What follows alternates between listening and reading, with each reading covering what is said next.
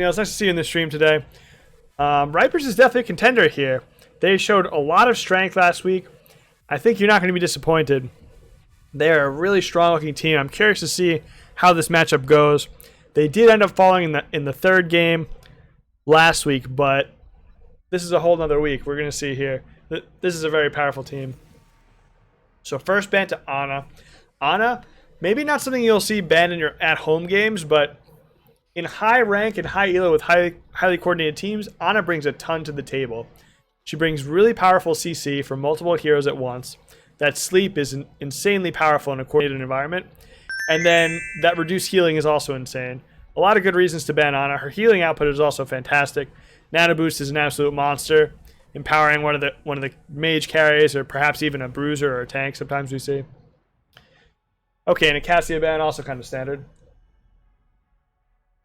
Kai Tataki, hey, what's up, Kai? Nice seeing you. Welcome to the stream, Kai. Welcome to Fight Night. So for anyone just joining us, this is Fight Night. We're doing this every Friday night. 2 monster teams. We're getting them in here, and they're gonna battle it out. We're gonna see who can come out on top. This is a best 3 out of 5 series. A Genji ban. Okay, so a Genji ban might seem unusual. It might seem like a strange thing to ban Genji. Who bans Genji in 2020? But Genji is an absolute monster on braxxis holdout in the hands of an insanely skilled player. He's kind of bad generally everywhere else. Other maps, in the hands of mediocre players, or even just kind of good players, he's kind of bad. A Mei first pick makes a lot of sense. Mei is really high priority these days. But Genji in the hands of a skilled player in braxxis holdout, Genji's deflect build it used to be able to solo the boss. It can't quite solo the boss anymore, but it absolutely destroys the boss. He can close to solo it with the help of just one extra person or a little bit of healing here and there or something. He can almost solo the boss. So Genji, very powerful on braxxis, and he also has insanely good potential to roam up to the top lane quickly and get a nice gank. Gul'dan and Joanna, very nice picks. Joanna, just like Mei, top of the meta right now. Gul'dan, not exactly super meta, but very extremely meta on braxxis holdout. He's very powerful in the 4-man. Samuro and Maiev, very unusual picks for braxxis holdout. Very unusual. Typically in braxxis holdout, you want, in your 4-man, strong ranged AoE damage and a strong sustained healer. Hey, Larry29, thanks so much for the follow, Larry. Appreciate that follow. Welcome to the stream. So Samuro and Maiev, very strange picks here. Not exactly what you would typically see on braxxis holdout, but Team 2Trick might have something crafty in mind. They might have a little pocket strategy. We'll see what they're planning, but Sonya, a fantastic ban on braxxis holdout, makes sense. For the top lane, the solo lane, Alexstrasza, also a fantastic ban. Alexstrasza is gonna carry your 4-man in the AoE healing. Your goal on braxxis holdout to win this map is you want to pick massive AoE damage and massive AoE healing. And you want to poke the other team out in the bot lane so they have to hearth, and your healer can heal you up so you don't have to hearth. And then while the other team's hearthing, you take structures, you cap the objective, and you don't even necessarily ever have to kill them. So Team Reapers is going with this exact theory. Gul'dan is going to put out a ton of AoE damage from range. Raynor is going to put out a ton of AoE damage from range. And White Main's going to heal it up. Madara on the Chromie. Madara is famous for this Chromie. He's very, very strong on it.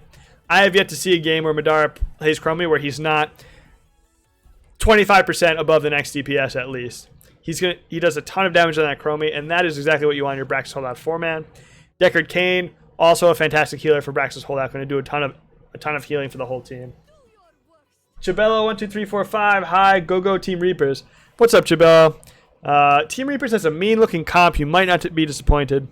I'm curious to see what Team 2Trick has planned here, though.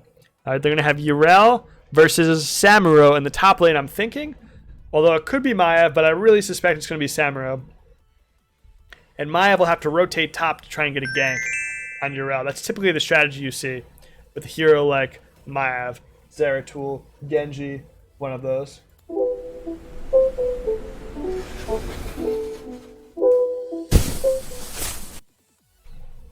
So here we are in braxxis. I would say overall, in terms of a traditional braxxis holdout draft, Team Ripers on the left here, the blue team, has more of a traditional Braxxis holdout draft. It's more of what you'd expect. It's your strong solo laner, and it's your ranged AoE damage and your AoE healing, and it's a standard tank. The Maiev pick is a little bit strange, but that tank is very strong on Maiev. He plays it a lot, and it could be very good here. The Samuro, it's not a traditional solo laner either. Into Urel, I'm curious to see how it will do against Urel. It's kind of a matchup you don't see too often, Samuro versus Urel on Braxxis. So we'll see how he can do there. If he can play around with the clones, he can create enough madness to get her off of that point. Game Ovens, that comp on the right is wonky. Also, hi. Hey, what's up, Game Ovens? Nice to see you. Hope you're having a fantastic Friday. Nice to see you in the stream today. Yeah, Game Ovens. It's definitely not your traditional Braxxis holdout draft. Not what you usually see. But we'll see if they can do anything with it. The other thing on Braxxis is if Team 2-Trick can make it to the late game, their comp is very divey, and they'll be able to go after these squishy heroes like Gul'dan and Raynor. If they can make it to the late game, because in the early game, the fort, you see how close the fort is to the area where you fight? You generally fight in the lane here, and your fort is just here. It's so close, so if you're Gul'dan, you can do all this damage. If you get in trouble, you should have back up 2 feet to your fort, and you're kind of safe. So it'll be hard for Maiev to dive him. It'll be hard for Samuro to get nice flanks. Joanna a little bit behind there. Maybe some miscommunication. Now, what did Gul'dan go for his level 1 town? I'm kind of curious. Gul'dan's Q build.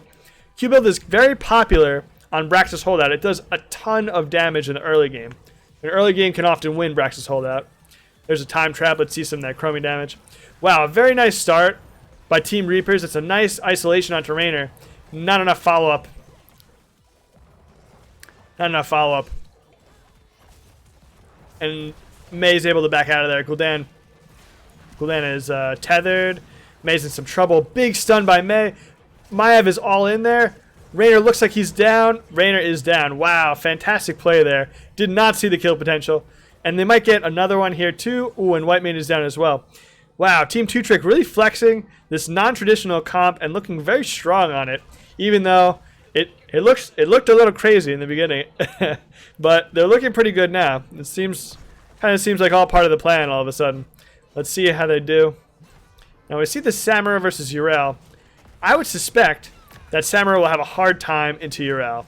No matter how well he plays, I think if he just keeps chopping away at her, I think she'll be fine. Ooh, fancy move there with the Hearth reset.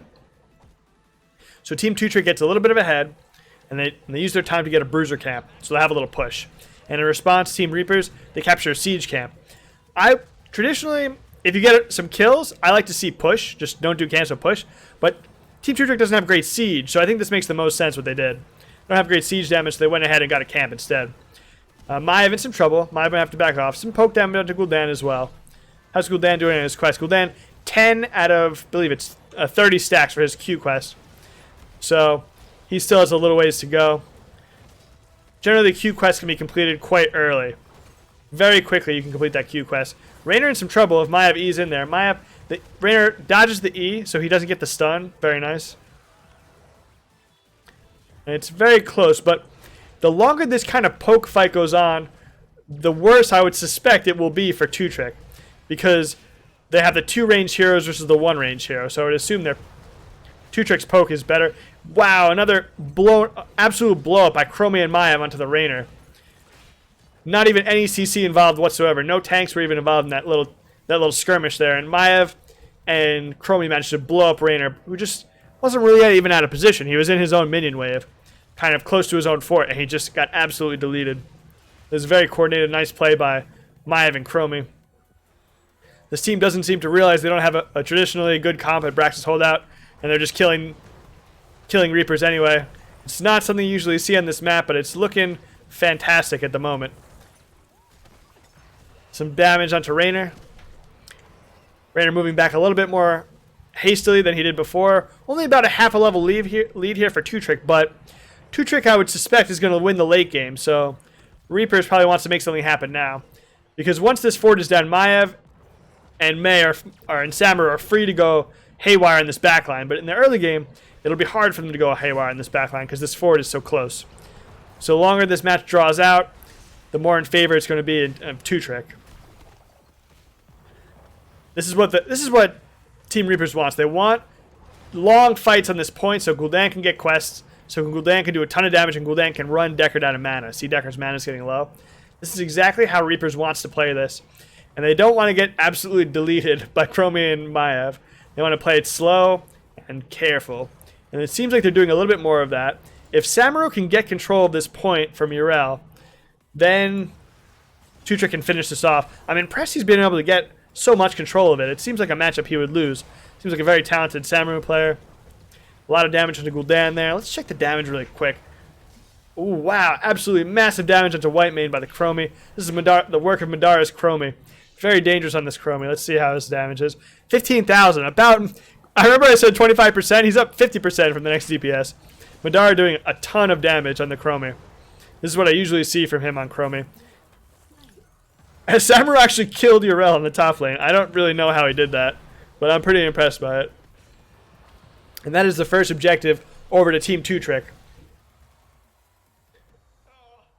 And they're looking very strong here. This is a massive win for Tutrick because they probably shouldn't have won this first objective. Yrel probably should beat Samuro, which she was most of the time, I believe.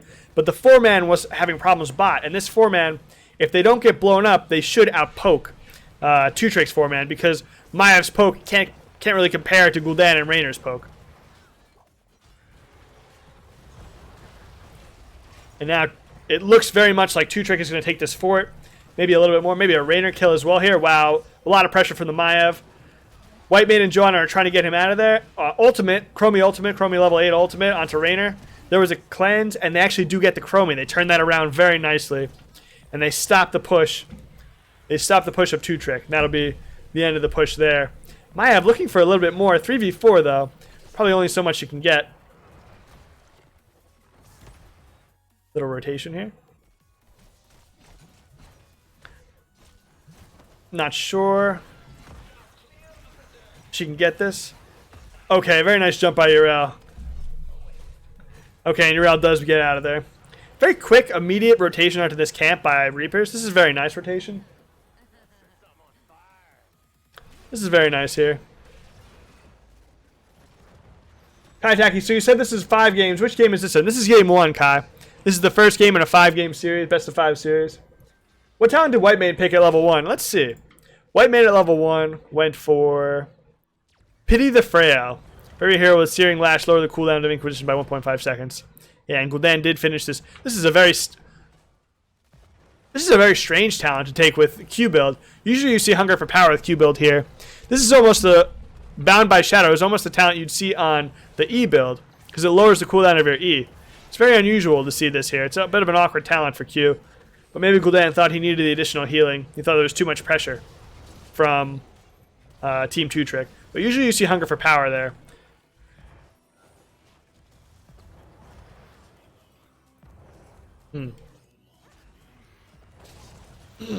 Some damage onto Gul'dan from the Chromie. Now, Team Tutrick has level 10, so they're free to make a play. Let's see what they're thinking here. And they're going to start the boss. Makes a lot of sense. They have level 10. They're having a hard time pushing top. And John is just sort of checking out the whole situation in the bush. Nice defensive trap here. Nice ultimate by Deckard. Perhaps a little bit early. No, not early. And they do have the Joanna CC'd. Team Reapers does not have level 10 yet, but it is Joanna. She does just simply walk away. Ultimate onto Whitemane. Perhaps they get a kill here. That's a lot of damage. It looks like they're going to get her. Really nice coordination there. Notice how the Chromie just barely got the ultimate off as the Whitemane stepped into this bush, into her fort. It looked like, and the rest of the team wasn't really there. Chromie pops the ultimate, and they all collapse. They all collapse into this bush together, kind of in a dangerous range of the fort. Very coordinated, very nice. A lot of damage just the Gul'dan there. Joanna may be going down here. She up a little too far up. Yeah, and that's a kill on Joanna. Now, another 1v1 versus Samuro and Yrel. Although there's a big push, I'm kind of curious to see how this 1v1 goes. How is Samuro beating Yrel in this 1v1? I'm surprised. What he's doing is, Yrel's main source of damage is her jump.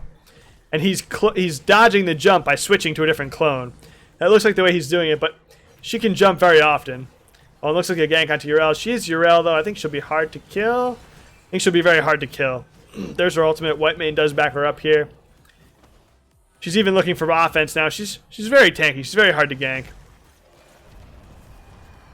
Nice avalanche. So there's going to be follow-up. Maybe follow-up from Maiev, AoE. Nice escape / some poke damage. Ooh, Deckard woes down there for Team 2Trick. Team 2Trick's got to back up. Mae might be in trouble now too. Looks like May's probably going to go down as well. Maiev does some counter damage. There's an ultimate, a Chromie ultimate onto Raynor. Not quite, and Maiev goes down as well. It is a full team wipe. Oh, not quite. A 4-man wipe against 2Trick, but 2Trick does secure this big objective, which probably will just get deleted, but this will stop the bleeding from the 4-man wipe, this big objective. Maybe it'll get a tower, maybe not though. Joanna and gul'dan have really good wave clear. Yrel can tank the Zerg wave. Probably no damage at all will go on to Team Reaper's structures. Yeah, probably this will be damage free. Maybe a little damage. A little damage. A little chipping away at the towers. Not too much though. In the meantime, Team 2Trick has, yeah, not very much. Just a little on that tower. Meantime, Team 2Trick has some time with level 13 before Team Reapers can get 13. So they do some siege damage onto this keep wall. Makes sense. They take a minion wave here. They have just a little bit with level 13. I like an invade of that camp. I think that would be a nice call. Take this camp from them while they have 13 up. Yrel's about to get 13 for the enemy team, but then she does have to rotate to meet them as well. So we have some time.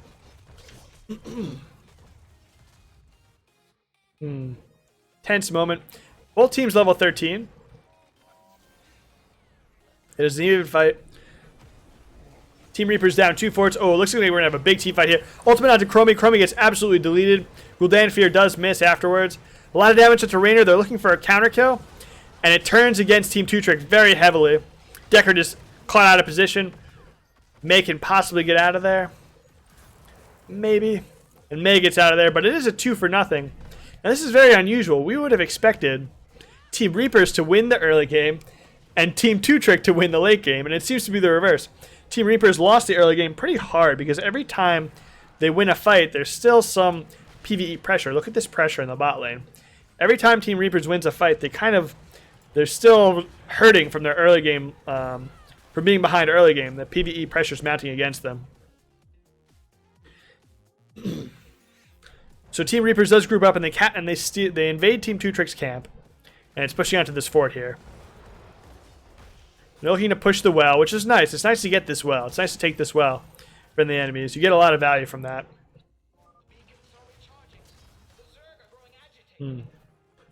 Still kind of even, still kind of tense. Although they lost that team fight, Team 2Trick not in a bad position. If they win one fight, they can maybe storm this keep. That'll be a big advantage for them. Team 2Trick looking for another fight.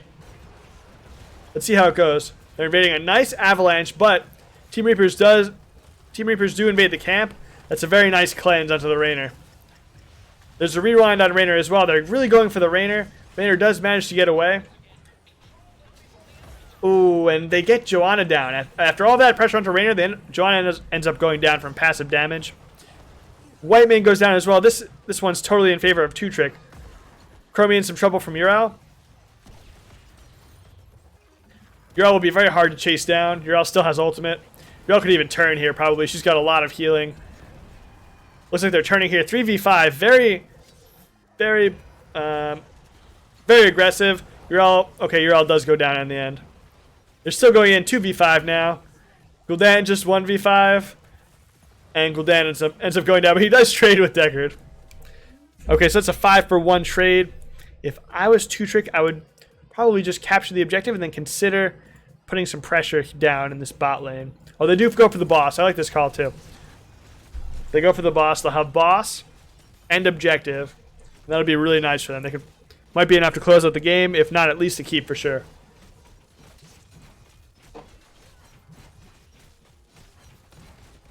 And that is boss over to the side. Joanna comes in to investigate a little bit, see what's going on here.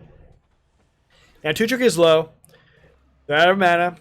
They're missing a few ultimates. So they do reset here. Some of them tap. They have some time here. I'd even think about snagging this camp, maybe?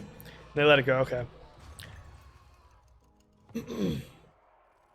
But they have boss and objective. So they're pretty much guaranteed to keep here. Now, the question is, can they end?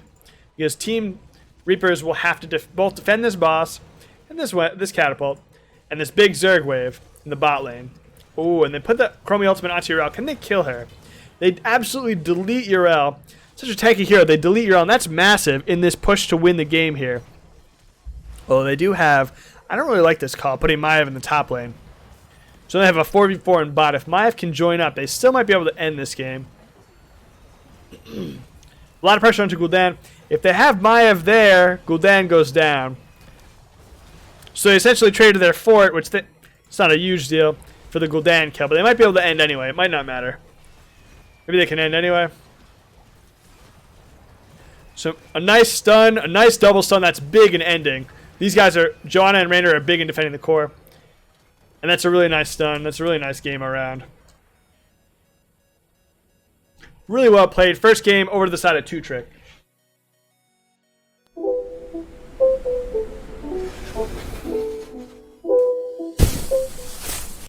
That's a really a lot of sparks in game one. A lot of fighting, a lot of team fighting.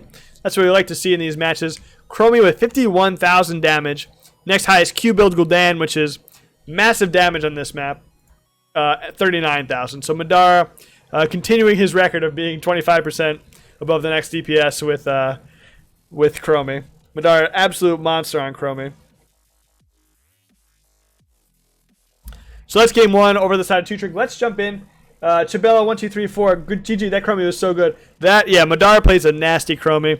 He's basically famous for it. A high GM player. Plays on North America. He plays a lot of Chromie. Very dangerous on that hero. We're going to jump into the map selection and look at game two and see where we're going to go. This is going to be Team 2Trick's pick, and that means Team Reaper's going to have first pick. Let's go on.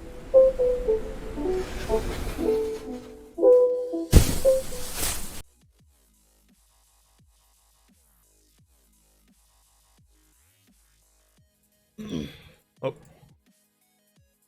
So game one, over to the side of 2Trick, and we're going to see now it's 2Trick's choice where 2Trick wants to go. Kai Tataki, yeah, Madara is very talented. Yeah, he's nice in that Chromie.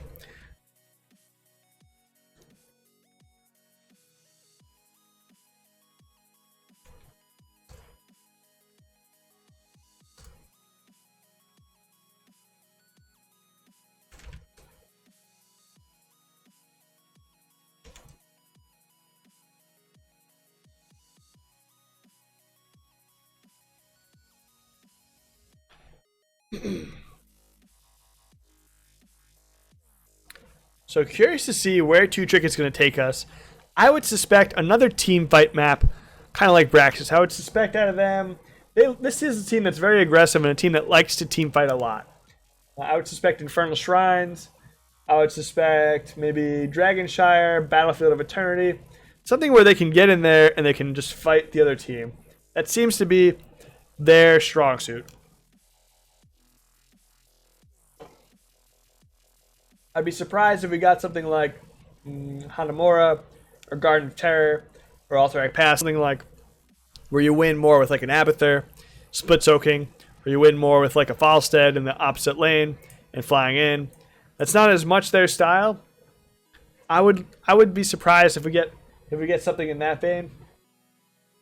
From my experience casting them, I think they're going to take us to a very aggressive place where they can team fight and they can get in. They can get in the enemy's face and beat them up. Volskaya. So we're going to Volskaya. A nice combo of both. Volskaya, a little bit of macro, but a lot of micro as well. A lot of team fights as well. So a nice pick by them. I think it'll be our first Volskaya game. I don't think we've casted one in the fight nights before. So that'll be nice.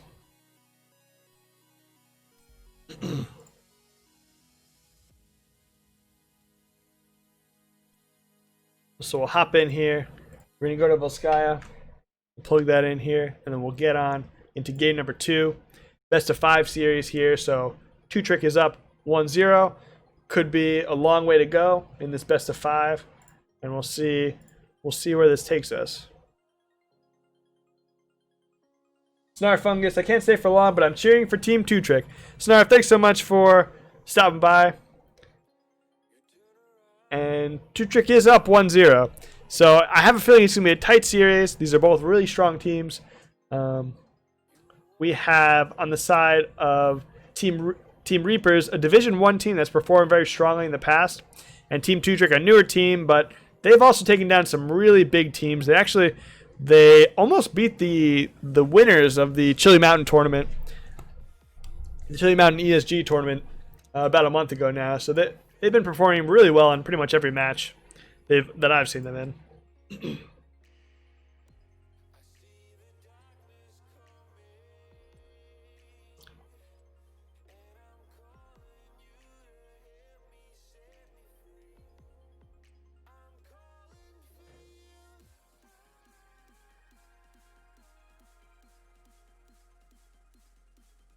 Okay, we're loading the teams in now.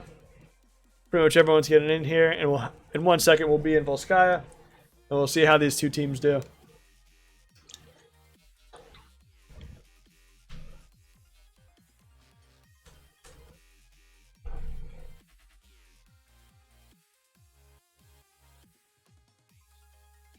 Hearth YT, I'm from Discord.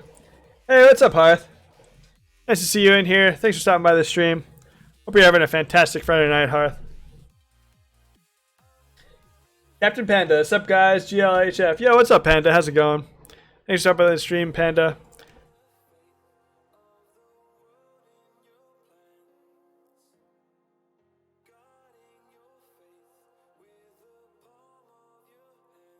We got one more.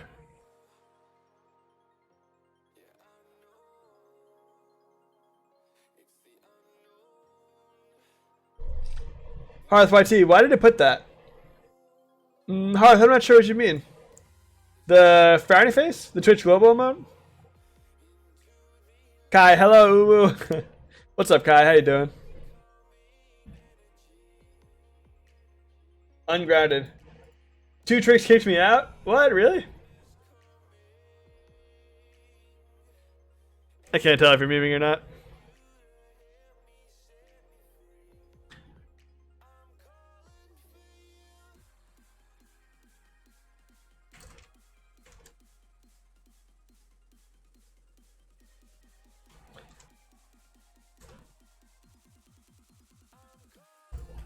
And it looks like we might be ready. I think we had one who was AFK for a little bit. And we're hopping in here now. We'll be able to hop in here to game number 2 on Volskaya. We have Team 2Trick is ready. And it'll be Team Reapers who has first pick.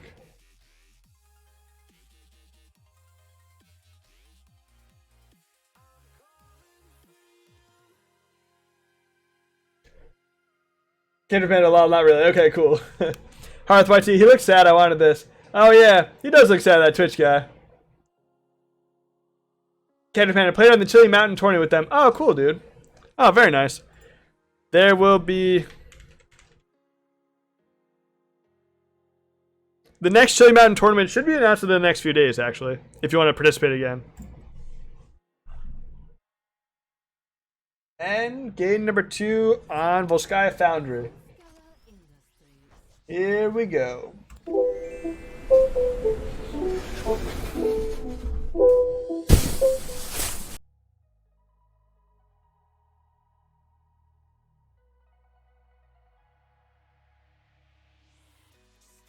Okay, so let's see. Game number 1 went over to the side of 2Trick, but a lot of back and forth. 12 kills to 8 at the end of the day. Fairly close. So I'm curious to see what Team Reapers is going to do in response now. Are they going to change up their picks? Are they going to change up their bans? What's their game plan going to be for this one? I'm curious to see what the general feel would be. Kai, love you. Kai, you have the best emojis.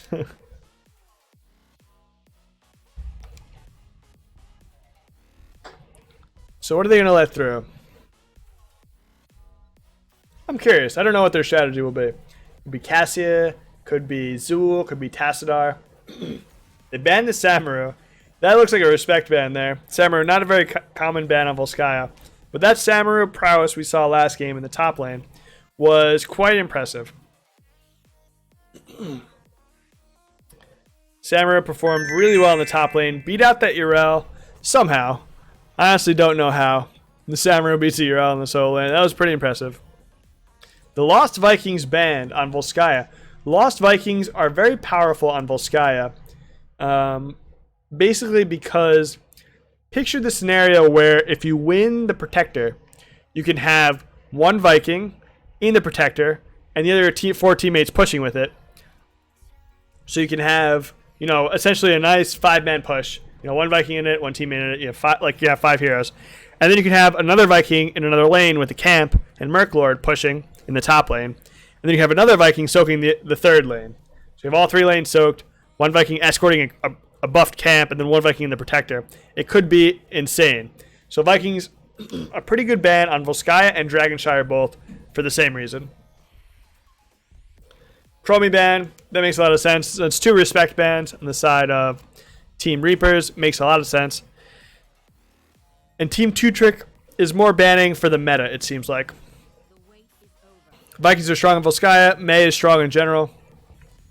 Reapers goes with the Cassia first pick. Cassia is probably the most busted hero in the game right now. So it makes sense to grab it. If you can get your hands on Cassia and you're a good Cassia player, like JP is, you should grab Cassia and you should do as much damage as you can with her, which is probably going to be a lot. So we do see the Maiev and we do see Alex Straza. Okay, very interesting. So we have the same Maiev on that tank. The Maiev looked very good last game. And that's probably one of the worst Maiev maps imaginable. Because Maiev will have a hard time getting in there and auto-attacking against those ranged heroes who can hug their fort on Braxxis. And this is a much better map for Maiev, so that was already pretty spooky. So we'll see what Maiev can do with this bigger map, more area to work with, more room to chase, more room to engage. Maiev can play a lot more freely on Volskaya than she can on Braxxis. So, could be pretty scary. Oh shoot! I missed a few minutes here. Hearth by team. My dad is a G because he ungraded me from one game only, and it was Here's the Storm XD. That's awesome, Hearth. I'm glad to hear that. Your dad has very good taste. Tassadar band makes a lot of sense. Team Reapers needs a mage. Tassadar, pretty busted mage right now. Makes a lot of sense. Volskaya is a good place for mages. Kenta Panda, ban Samuro and Maiev and you improve your chances. Yeah. Samuro and Maiev, they banned the Samuro. Heroes Never Die. So what are you doing? So Heroes Never Die. This is Fight Night in the Chili Mountain Arena. We're doing this every Friday night. We're getting 2 serious business teams. This one's Team Reapers is a Division 1 team. Performed very well in Division 1 for NGS. They played other competitive areas. Heroes Lounge. Very strong team. They're going against Team 2-Trick, who's another very serious team. High-level GMs, high-level masters. And they actually went, I think, 3rd place in the Chili Mountain ESG tournament. And they almost beat the winners. It was a 3-game series. Went to the 3rd game, best of 3. Garrosh and Ming. So this looks like an isolation comp right now. Looks like Team 2-Trick is going to be trying to delete and one-shot the members of Team Reapers. Jaina, Cassia. Okay. Kind of a standard composition. I like the Jaina. I like the Cassia. It's a lot of damage. I'm curious to see who the Nano Boost will go on, whether it'll be Jaina or Cassia. I'm not entirely sure, actually. Here's Nerd Eye. What is this you're doing? Yeah, so it's like a tournament. It's like so it's gonna be one match, kind of like one-on-one. No winners, no losers. Like there's no advancing to the next round, and it's going to be best of 5 series. This is game 2. Game 1 was won by Team 2-Trick, and this is the 2nd game in the series. Independent skills. And can you explain the new rank 9 thing? Yeah, absolutely, Kai. So I feel like I might have given it a quick overview, but yeah, every week it'll be different teams. They're all going to be very high-level teams. Let's hop into the game here. Switch scenes.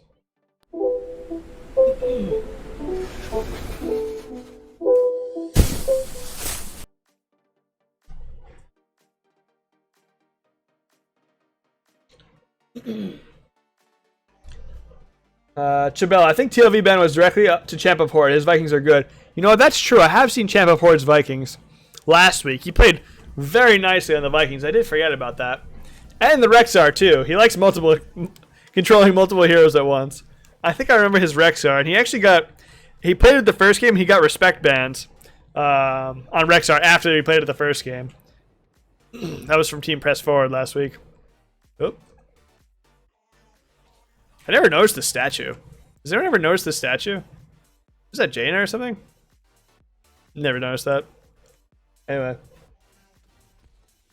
Alright, Tacky. Also, what was everybody doing yesterday? So I keep asking questions when I was gone for a month. No, you're good, Kai. Okay, so Kai, that's a good question. So yesterday is ranked night. Oh, maybe that's what you're asking about. Ranked night. So this is fight night. This is like really high elo teams. Ranked night is in our Discord server of Here's the Storm players. Massive Discord server. We have about 1,200 people total. Every Thursday, everyone logs on and we play ranked together. And there's groups, there's like a silver-ish group, there's a platinum-ish group, and then there's like a masters-ish group. We're like diamonds and masters play together. So if you're interested in doing that, feel free to log on Thursday nights at 8 p.m. Eastern. Everyone's there together. I'm there. Our mods are running different groups and different elos. And if you want to play, even if you're Bronze 5 or if you're Grandmaster, there'll be games for you. Anywhere in between.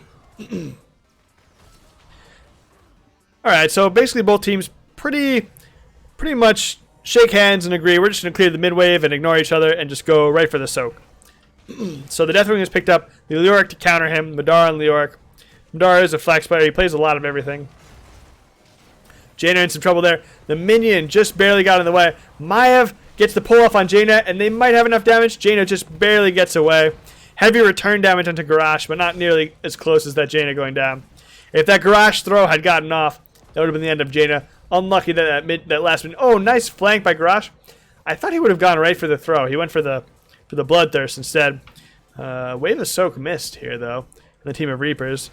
One minion. Only one minion missed. Not too bad. Very aggressive by Two Trick, immediately going for this healing camp.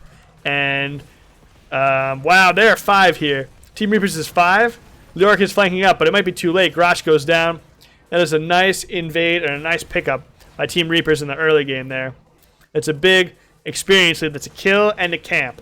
The camps give a lot of experience in this map, and Team Reapers goes up 3/4 of a level very quickly. That's big. Now the thing about this camp, if you do it at the 1 minute mark exactly, and you do it again as soon as it comes up, it respawns, you can have 2 turrets for this fight. And the turrets are basically about as good as half a hero. So you can go up 6 versus 5, kind of, if you get 2 turrets. Probably 6 versus 5.5, because the other team will do their turret once. But very rarely do I see the other team do their turret twice. So a nice little way you can get an edge in your home games.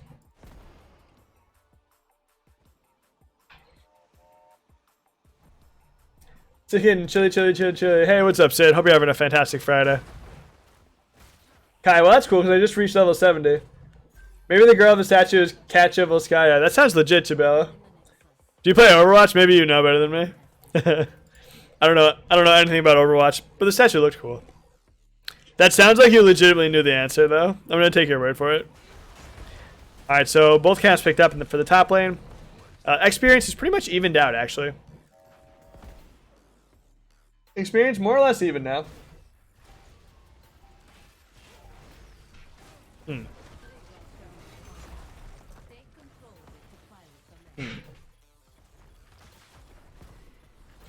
Okay, so Spark's flying a little bit. Here, Jaina is top, Leoric is bot. Both teams soaking a little bit. Team Two Trick will lose a bit of soak there. And Team Reapers might lose a bit of soak here. No, they're rotating down to catch it. So both teams looking for level 7 here. Reapers looking like they're going to let the channel go and try and shoot for level 7. They're up a little bit. I'm not sure they'll get level 7, though. They might get it. They're up a little bit of experience. It looks like Team Two Trick got level 7 first somehow. I'm not really sure how they did that. But they did manage to do it. Even though they were down to kill and they lost the healing camp. Both teams level 7. They have a healing camp and a turret versus 1 turret, though. So they have an item advantage. Garrosh took a lot of damage. Healing camp used. Cassia thrown, but that's going to help Cassia engage. Cassia is very scary. Garrosh staying in the big Alexstrasza healing. And actually, Jaina is able to be killed before Cassie can take down Garrosh by the Maiev and the Li Ming damage. Now Joanna's in a lot of trouble here. Garrosh actually switches targets onto the Cassia. Cassia goes on Alexstrasza. Cassia pretty tanky for an assassin. She still has that armor. Maiev's damage can be reduced to her. Maiev goes in very deep there and takes a bunch of cannon shots, but very calculated, gets out pretty safely. Now it is 5 versus 4, but it's early game. So Jaina is going to be back in time to contest this one more time. She has 50 armor. I don't know what she has 50 armor from. That's cool, though. Why does she have 50 armor? Okay, and Team 2Trick does go ahead and get the Protector. Why does this Jaina have 50 armor? Does anyone know? OP. Okay, so Cassius hooks this bottom minion wave. Now, the thing to do with your Protector, if you... Kai, I'm less behind. Everybody lost, still behind. Yeah. So the thing to do with this Protector is you want to take the Protector and use it to get more Protectors. So Team 2Trick knows this, and they take their Protector, and they go top to the next objective. They go, and they take out the tower. They get the well. He's one auto attack. Get this tower. Nice. So you take out the towers, you take out the well, because they know the next objective, the second objective will always be top. So they got themselves nice and set up to win the next objective. They have a nice advantage. They can chase further because the towers are down, and the other team is not. Team Reapers is not able to tap. They're not able to use their wells. So it's a very nice advantage for Team 2Trick. That's what they use. They won the Protector, and they use it to get more Protectors later. Because the early Protectors, they're not that strong. So your best bet is to use them to just get another Protector and just keep snowballing it until the late game when they're really strong. So Team 2Trick does have level 10. So they should look to get some sort of advantage now. They've got level 10, and the map is pretty much theirs. So they need to commit some sort of invade or push or healing camp. This is a good option as well. Team Reapers is looking for level 10 and looking to invade again. They don't get it in time, though. So they do go ahead and back off and give up the healing camp. This is a nice option. Team 2Trick, they got their level 10 first, and they took their advantage, and they just got a healing camp with it, which is fine. That's a nice advantage. Now in the bot lane, we got some soaking going on. So in the top lane, we got some soaking going on. Really, Team 2Trick, I really like this. They're all over the map. They're putting pressure everywhere at once. They're looking to do... Excuse me. What they're looking to do is to get level 13 before Team Reapers.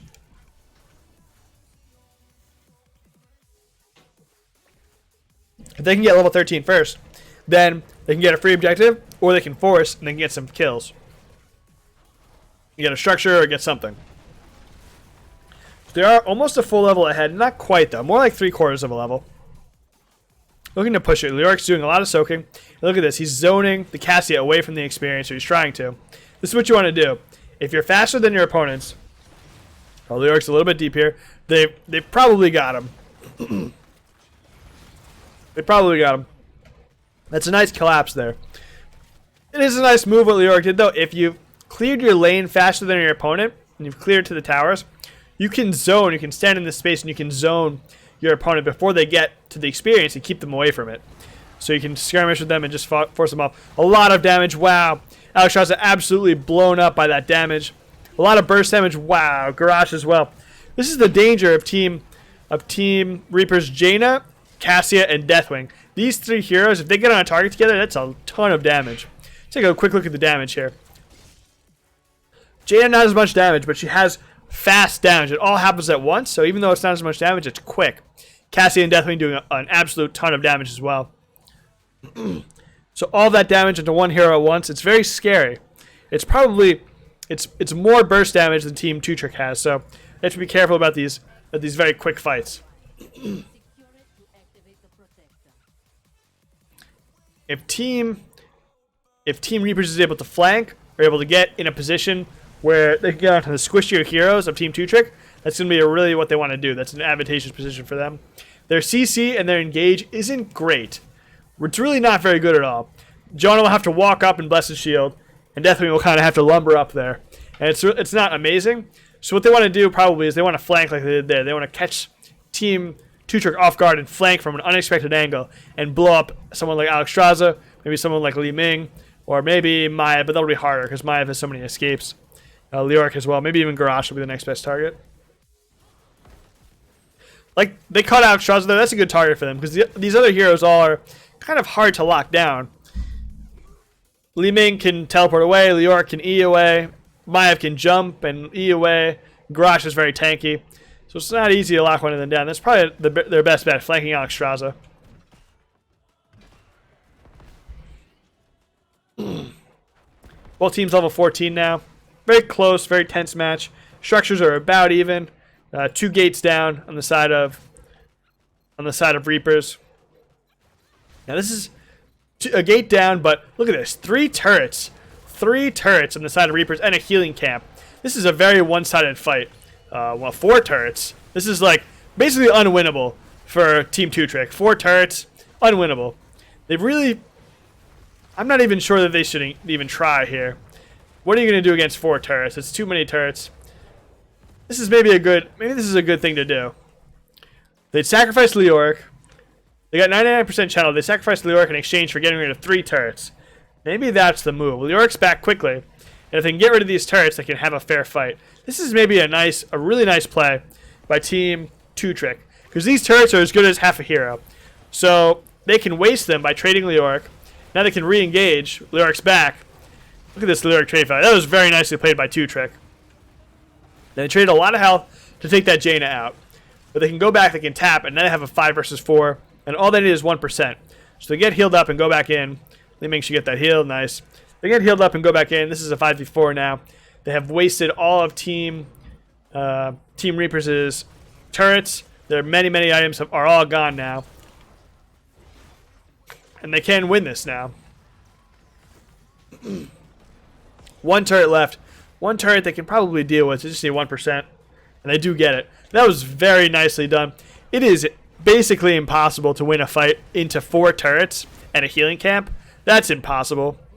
And they managed to do it. Very, very carefully by sacrificing Leoric to get rid of all those items. And then Leoric comes back quickly. They back out while Leoric dies. Leoric respawns. And then they re-engage. It was very nicely done by Team 2Trick. Now, like we said before, you use the early protectors to get more protectors later. And the next laning phase, everyone knows, the third objective phase is in the bot lane. So Team 2Trick's goal here should be to take these towers and to take this well, just like their last one. Just like the last game. So you get these towers. The protector's getting a bit low. But they do get the tower. They do get the well, and they should get 1 more tower if they can. Looks like they're just going to back out safely. But they do have pretty much the whole gate and the well. So they're set up nicely for the next round. They get a little bit of push onto this top fort, a little bit of push into this mid fort. And they're set up nicely. It's very close. It's 5 kills to 2 on the side of Reapers. But Team 2Trick is winning the objectives and getting more push. Wow, a lot of damage onto Garrosh, and he goes down again. This is the power of Team Reapers' comp. If they catch Team 2Trick on these awkward angles, they can absolutely blow somebody up. Even Garrosh. Okay, but Leoric does go in for the counter engage on Deathwing and does get him. Leoric very strong into Deathwing, obviously, percentage damage. Deathwing very lumbering, can't get away from Leoric. Leoric's W was dodged. Leoric in a lot of trouble. Leoric without his W is very vulnerable. His W is the bulk of his power. Cassie a ton of damage onto Leoric. He's still running away. He lands the W, and he turns with March of the Black King. March of the Black King very rarely seen on Leoric, especially into Deathwing, who can't be CC'd by basically anything except Entomb on Leoric, or Tassadar Force Wall, or Nazebo Wall, or basically some sort of a hero that can create structure, basically. So very strange for Leoric to take March of the Black King instead of Entomb, but it looked pretty good there.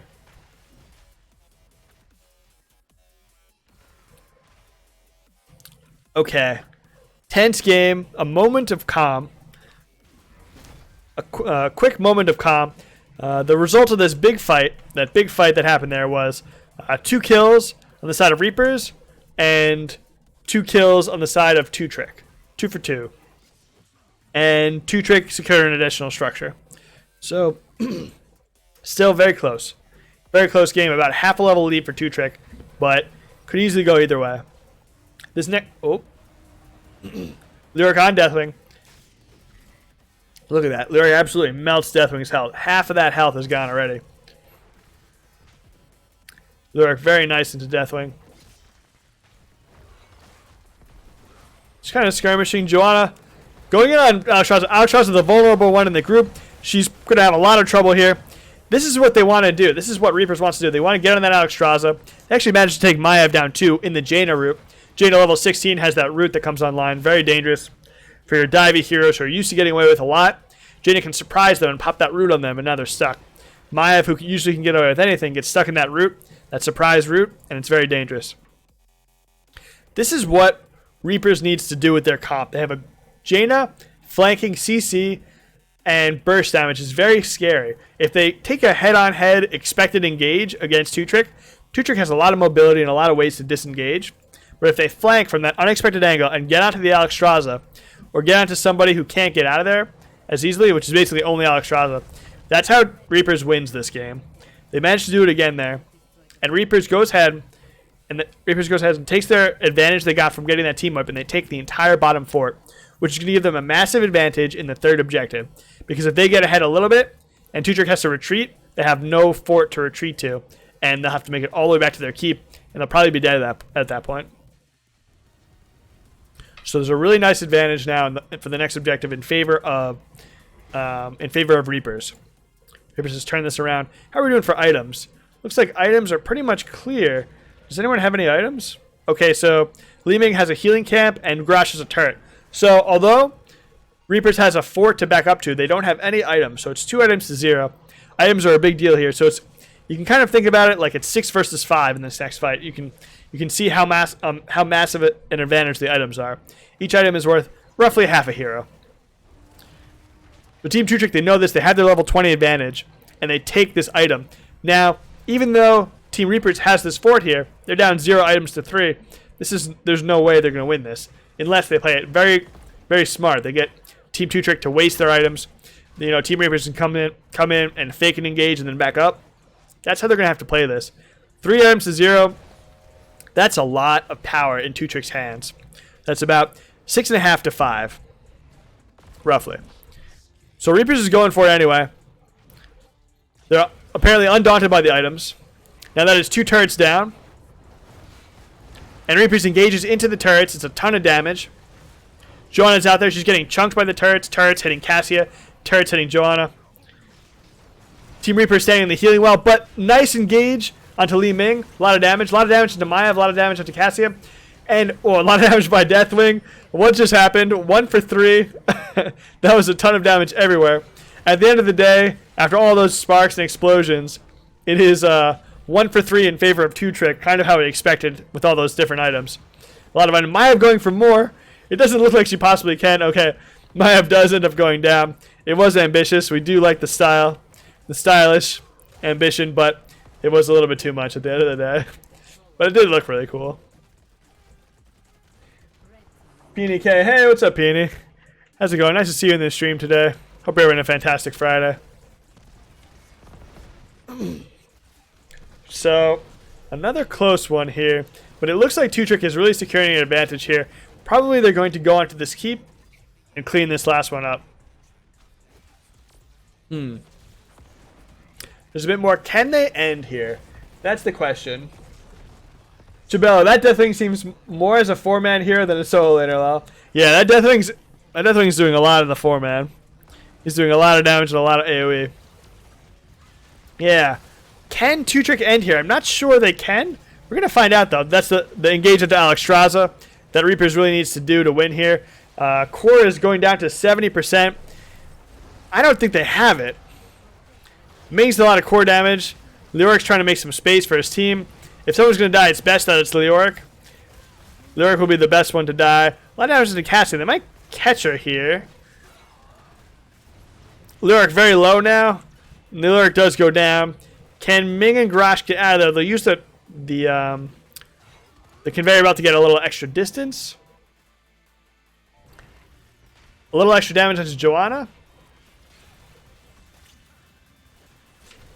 And that's it. Reapers still stands. Now, I really believe all that was the result of Reapers engaging into 3 items. when they had none. Very dangerous to do that. Maiev cheekily steals this camp.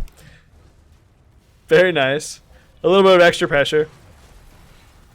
But in exchange for that camp, Maiev's team is getting engaged on. They're going to have to give this turret, and they lose Garage. That's actually a massive swing. This is what you want to do. If you're down, ooh, nice engagement to Lyric. Lyric goes down as well.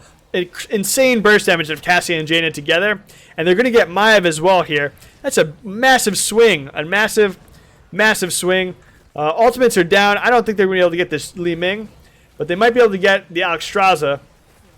That is 4 for nothing in favor of Reapers. That's a massive swing. What can Reapers do with their time? They have about 25 seconds on Leoric, 30 seconds on Garage. They have about 35 more seconds of alone time with this core or this keep. Can they get this keep? This should be their #1 objective. I'm not sure. I'm not sure they can. Ming seems to be able to back them off on her own here. Ana can't keep up the healing. The Leoric's back up already. They don't even get a tower. It's kind of an unfortunate situation. Jaina was kind of out of mana. They're all a bit low. They couldn't get too much for their time, really. Alexstrasza up in 20. They're going to go for this healing camp, which is a decent option. The heat would have been much better. Ooh.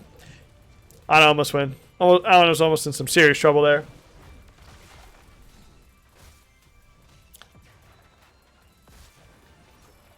Okay. So, Team Reaper secures a healing camp, and they secure a few kills. But, really, the unfortunate part of these late game kills is, if you don't translate these late game kills into structural damage, they don't mean too much, really. You know, so for all of that, you got a healing camp. It was great that they got the 4 kills, but it's actually insane how nothing's changed. You know, talent tier advantages are gone. The kills, they don't translate into too much if you're unable to convert them into structures or a healing camp. Or a camp. They did convert into this camp. So they're up a little bit. They're up 1 item to 0, I believe. 1 item to 0, but it's not a massive advantage they're going to have here. It's going to be 5.5 versus 5, basically. A lot of damage to Joanna. Joanna's engaging. This will be a very... Valkyrie misses. Deathwing engages. Kind of misses as well. Kind of dodged. And Team Two Trick is totally disengaging. A lot of ultimates down on the side of Reapers. In fact, all of them down except for Nano Boost. And the healing camp as well. Two Trick only has to wait, heal up, and re-engage. And now they're 4 ultimates versus 1. This all of a sudden looks very heavily in favor of Two Trick. I'm expecting them to absolutely roll this team fight with 4 ultimates to 1. And there Jaina goes down.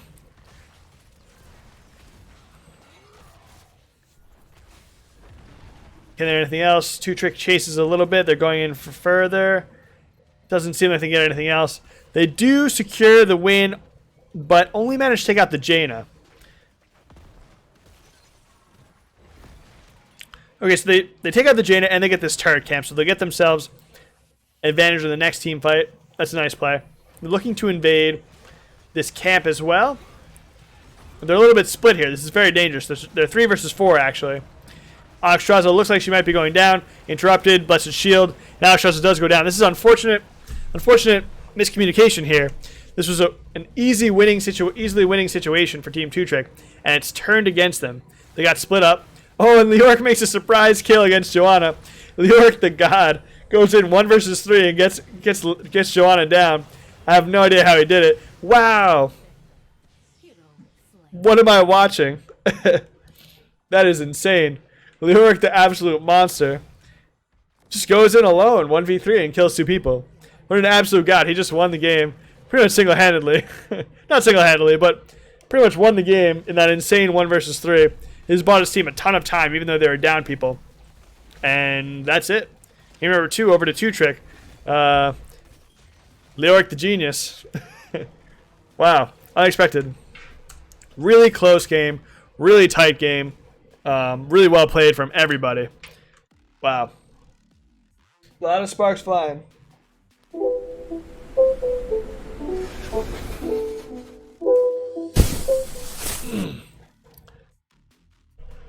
Okay, let's actually look at the stats there for a little bit. That was a close one.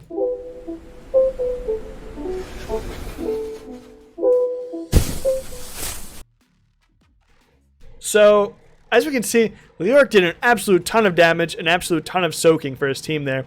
This was a key contribution to winning this game, I think. 88,000 damage, 28,000 siege. He did have a high number of deaths. We'll give him that. But an insane amount of damage, insane amount of soak. Cassia as well had a very clean game. 2 deaths and a bunch of damage. This is the power of Cassia. You're going to put out an absolute ton of damage. A lot of Cassia damage. And the Li Ming as well. Look at all the siege damage on Li Ming. That's pretty impressive for a Li Ming. No deaths, very clean. 67,000. A lot of impressive play from these guys. Alright, so let's jump into the map pick and see what these got, where we're going to go for game number 3. Now, Two Trick is up 2-0 now. They've taken out Reapers on Braxxis Holdout. Now they've taken out Reapers on Volskaya Foundry. That's 2 games over to Two Trick, and Two Trick is going to go with Garden of Terror for game number 3. No. Not Two Trick. Reapers has chosen Garden of Terror for game number 3. So Garden of Terror game number 3. Can Reapers hang in there? We will find out.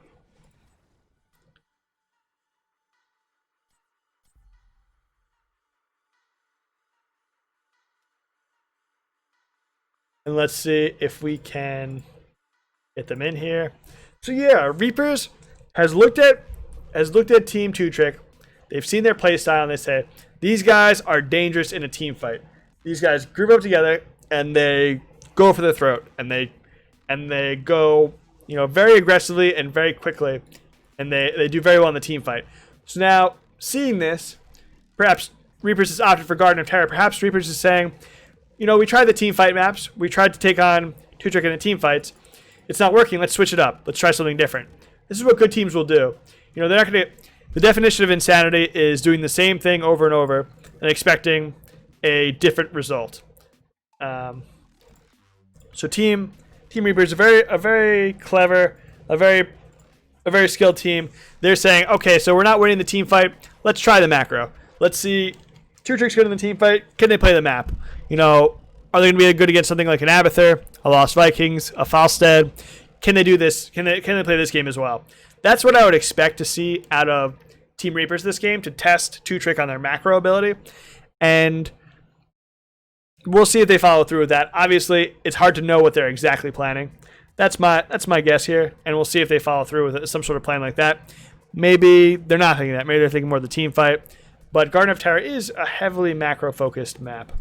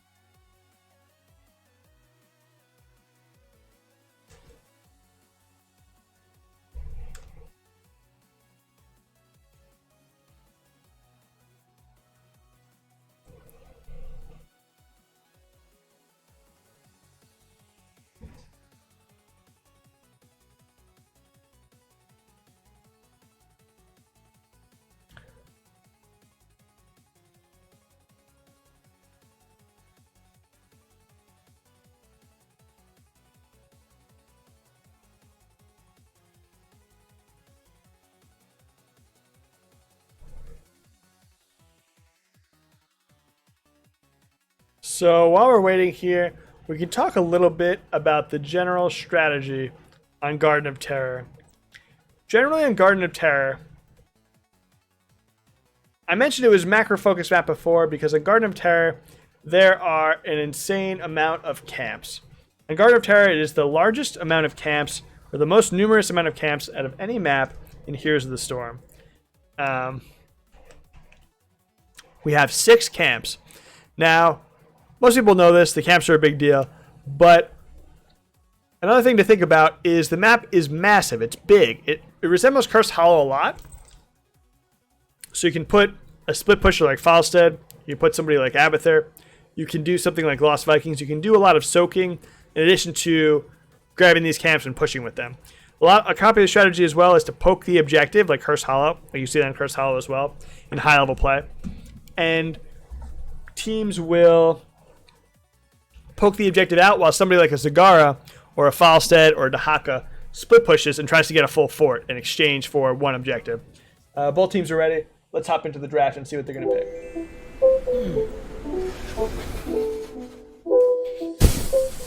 So in that same kind of a vein, let's see. Now, from both teams, we have seen the gloves are off, kind of a serious fight. Both teams are in each other's face and they're swinging, and they're just kind of fighting, and that's very much Team Two Trick style.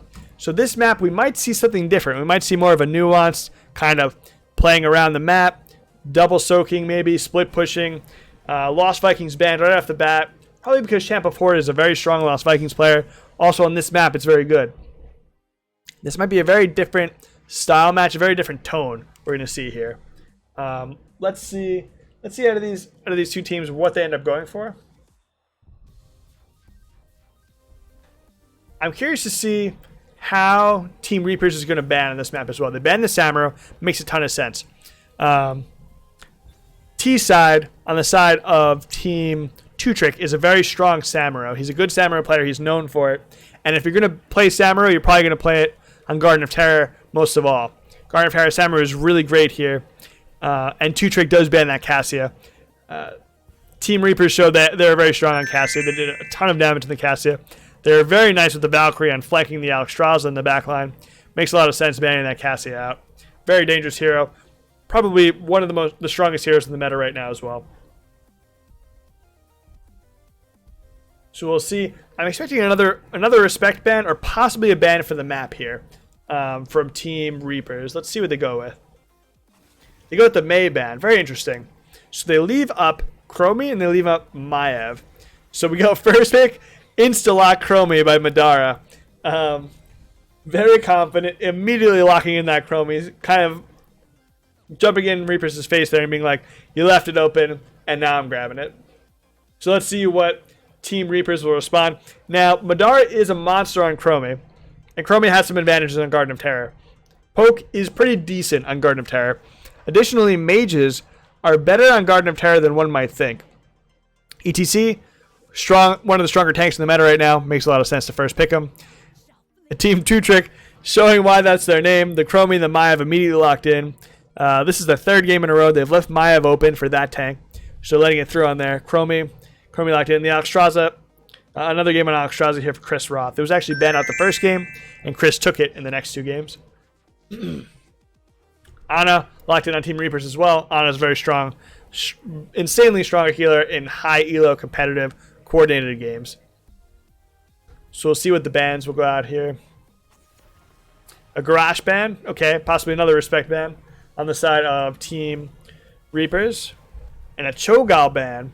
Cho'Gall could be a pick here. Although it's a macro map, sometimes when you see Ana, when you see Ariel, when you see those kind of healers, the reason why Ana is good with Cho'Gall is Ana nano boosts Cho'Gall. Nano boosting Gall is good enough, but it also nano boosts Cho. So it's one of the best. It's probably the best nano boost target. If not, it's really high up there. Dangerous to let Cho'Gall get nano boosted. A Raynor picked. Okay, Raynor can do camps. Raynor can do some reliable damage from the backline. Raynor also can get blown up by Maiev and Chromie. Kathos as well. Now, these are good heroes, but this reminds me a lot of game number 1, where Imperius is absolutely busted. Makes sense to pick him. This reminds me a lot of game number 1, where Team Reapers picked Gul'dan and Raynor into Maiev and Chromie. And now we have Kathos and Raynor into Maiev and Chromie. Kathos even less survivability than Gul'dan. I'm a little bit nervous for this backline. I think their 5th pick should be something to keep Maiev and Chromie from deleting Raynor and Kathos. Because we had some awkward fights where even Raynor just stepped a little bit forward and still in his own minion wave and got just insta-deleted by Maiev and Chromie. So we'll see how they can respond here. I'd like to see some big peels. This is nice peels. This is a really nice pick. I like this pick a lot. And this is a swap round. Why do I like this pick so much? Dahaka can peel very nicely. He can grab a tongue on somebody. He can get in their face. He can do their W. He can also dunk his ultimate on Maiev or Chromie and shut them out of the fight for a little bit, because they're the ones who are going to be deleting his backline. So he can really take them out of the fight. He can stun them. He can also split soak very well on this macro-oriented map. So he does a lot for Team Reapers. I think it's a really nice pick. Let's jump into game number 3.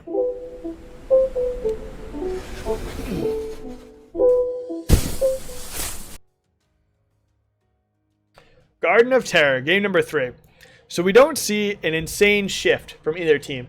We see a Dehaka pick on the side of Team Reapers.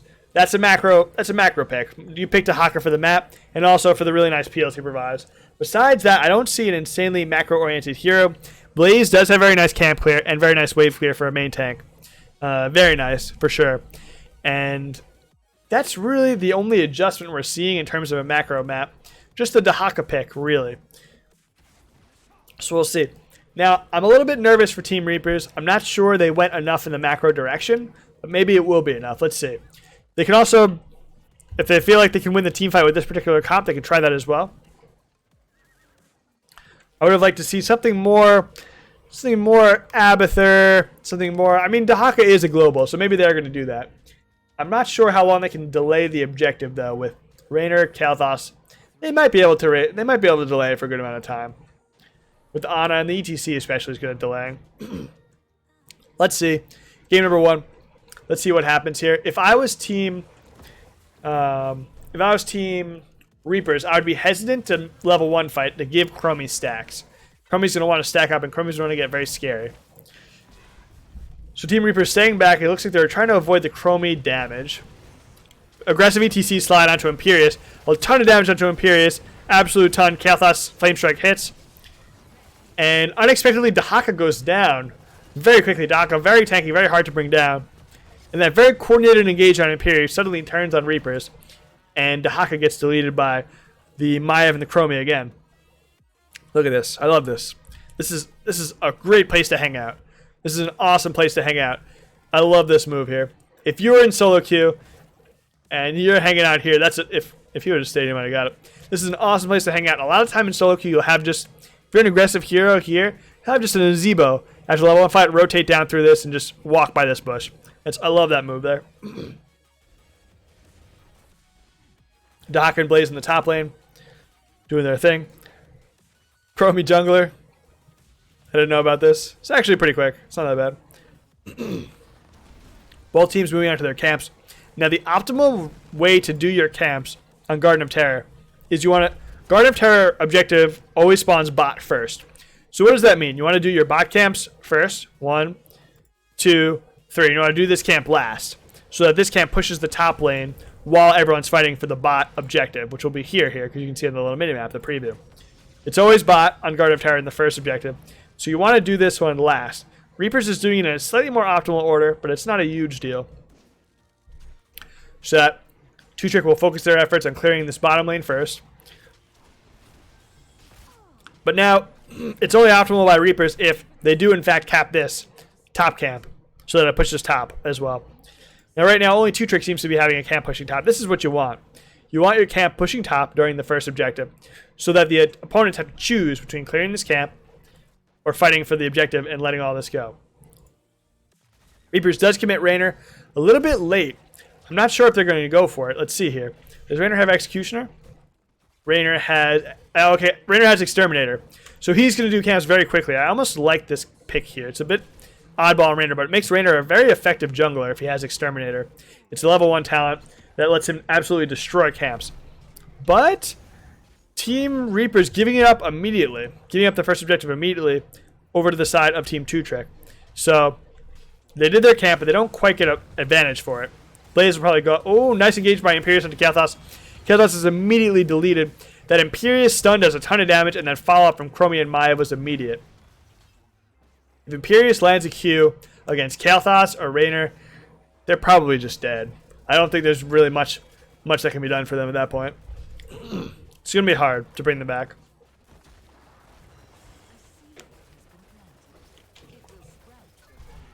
Hey, Fighting, thanks so much for the sub.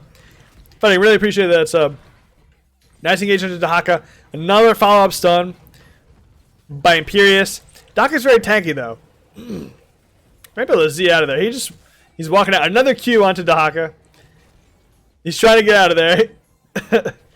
I'm not sure he's going to be able to do it. Oh my god, he turns it. He turns it big time onto Blaze. Wow. At the last second, he gets the tongue off on Blaze. Imperius, very nice escape through the terrain there, using the Q very, very wisely. Maiev gets out of range of Dahaka. A big flame strike and a big tongue onto Alexstrasza. Look at Champ of Horde on this Dahaka making big plays like that. And another onto Imperius. Wow, and another kill onto Imperius. This is all this Dahaka. Maiev in an aggressive position. Very cheeky play by Maiev. She's frozen by her own Chromie, though. Ooh, very unlucky. Very unlucky. Frozen by the Chromie trap. Very unlucky.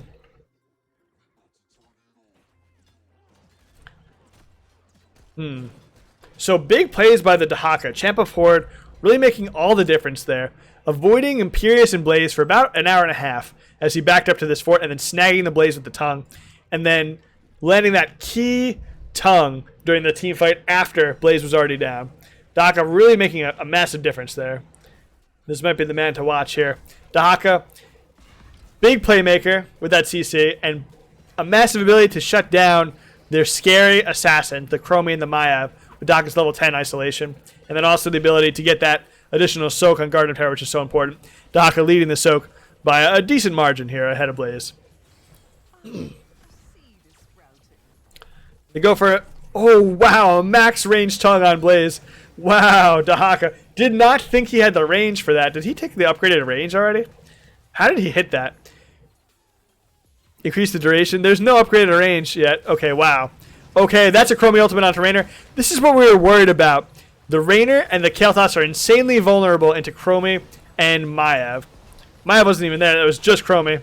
Imperius sits out with about 2 health. Look at the Kael'thas goes down so easily into their combo. And look at everyone's dead to Chromie. Dahaka does dig out. This guy, a lot of style points into this guy. That's pretty impressive. But Chromie does delete a ton of assassins there really, really quickly. Look at that Chromie damage. Madara, keeping with the Madara rule, which I'm going to call it now. Madara is 25% of everybody else in the game if he's on Chromie in damage. The Madara rule holds true. Wow, a very low health Dahaka. He might be in some trouble here. He sneaks into the bush and gets out of there. Okay. He sneaks out. Now, these two are the vulnerable ones. We got to watch these two. Kael'thas and Raynor into the Chromie and the Maiev is going to be in trouble. Ana, too. Ana's going to have no peel for herself. ETC eats the stun for Ana and the counter engage. The counter slide. Very aggressive. ETC is very hard to lock down, though, so he gets out. That was key there. When your assassins or your healer is under pressure, you get in the way with your body as the tank. Even if you can't peel with CC, you just put your body in between. Ooh, that's a really nice stun. Alexstrasza had almost flown into the air to the safety, and there's a ton of CC, and she got knocked out of her escape there. Very key.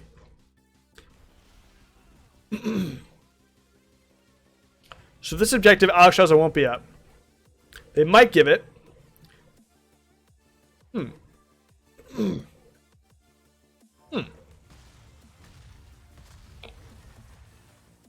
So Chromie's staying here for the soak. Big engage up here. A 5-man engage. Maiev slips away. Very tricky Maiev. Chromie double soaking here. Chromie setting up this defensive trap here. Nano boosted Chromie, very dangerous. Ultimate onto Ana. They're going for the Ana. Maiev finishes off the kill. And Raynor goes down as an afterthought almost. He just flies right down to that damage. ETC goes down. In combustion. Okay, combustion doesn't hit. A nice aggressive land by Alexstrasza. Knocks the assassins back into her team. Very aggressive Alexstrasza play. Very nice. Winds her up with another kill. Can they get this cheeky Dahaka down? And they do get him down. It's a 5-man team wipe on the side of Team 2 Trick. They're looking really good in this game. That's a big turnaround. And I really think the key difference here is Dahaka needs to shut down Chromie if they're going to win this game. Let's check on the Madara rule. The Madara rule is looking stronger than ever. Madara 25% ahead of the next assassin. Pretty much holding true here. Only if he's on Chromie, though. He is on Chromie.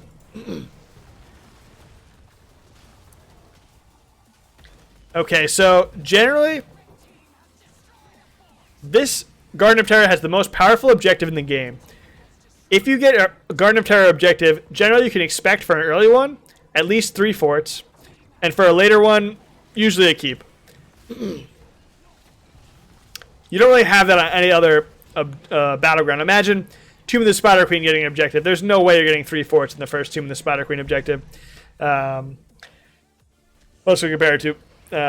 Infernal Shrines, it's laughable to think you'll get more than just a fort on Infernal Shrines. Sometimes you don't even get 1 fort. This objective, you get this objective, Cursed Hollow, you're not getting 3 forts for the first one. This objective is very powerful. 3 forts picked up very quickly, and a level and a half lead on the side of 2-Trick. Now this is the last chance for Reapers, so if they do lose this one, this will be the end for them in this best of 5 series. So they've got to make a comeback here. I really think Dahaka needs to be in Chromie's face the whole game, making sure she doesn't ultimate, that she gets isolationed if she ultimates, or that she gets tongued if she steps up to Q, Raynor, or Kael'thas. Raynor and Kael'thas are going to have a hard time this game because they're so squishy.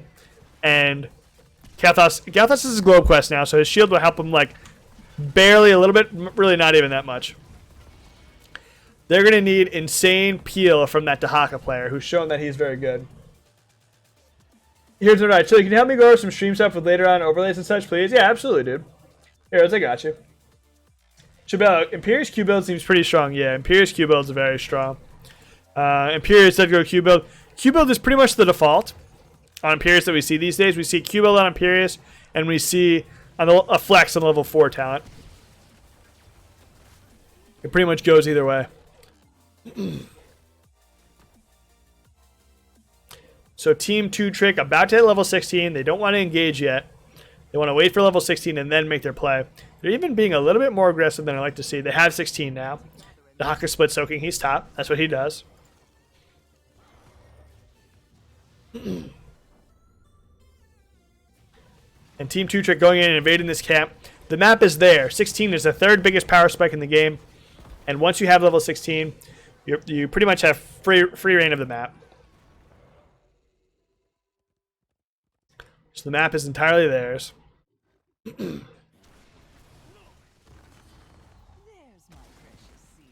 Okay, and the well is down top. Team Reapers is doing a very smart thing. They know they can't contest. They're not going to be able to do anything to that objective. So they're going to split soak. And they're going to get a 4 top. Get some experience. And they're going to have Raynor double soak mid and bot. This is very smart. They want to do this. They're all backing to defend their keep. Because Team 2-Trick in response, Team Reapers' play, that Team 2-Trick says, okay, if you're going to push top, we're going to push bot. And we're going to get on your keep. We're going to make you respond to us. Kael'thas recognizes the danger, immediately throws out Phoenix. Imperious takes a good amount of damage.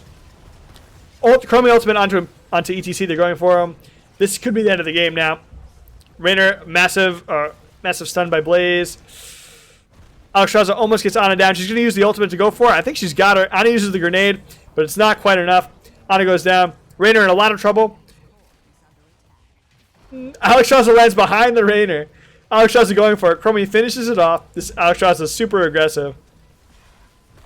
This looks like the end here. Unfortunately for Kael'thas, he is alone here. He's probably not going to be able to make this core defense on his own. He does an admirable amount of damage. He gets stunned by the Imperious. A massive amount of damage goes down on him, but he does get out of the way. And that is the end of game number 3. The end of the series. Too strong for Team 2-Trick. A flawless game by Madara on this Chromie. 36k damage. Absolute monstrous showing by Madara and Team 2-Trick overall. Very nicely played by both teams. A really awesome series. Could have gone either way. And let's see. Dahaka got an absolute ton of soak there. A ton of damage by Madara. Really good healing by the Alexstrasza. Really nice showing overall by both teams. Nice series.